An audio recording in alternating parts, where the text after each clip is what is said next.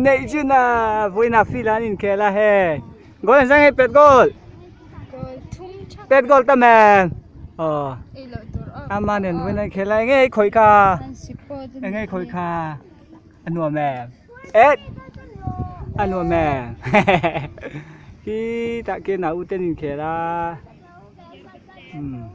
Giá khúc này.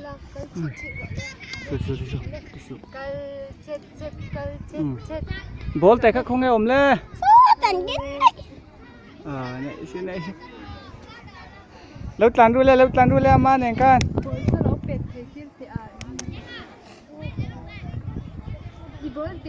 Bol tay khác cần kinh về đâu nhỉ? Này sư na calce. Calce.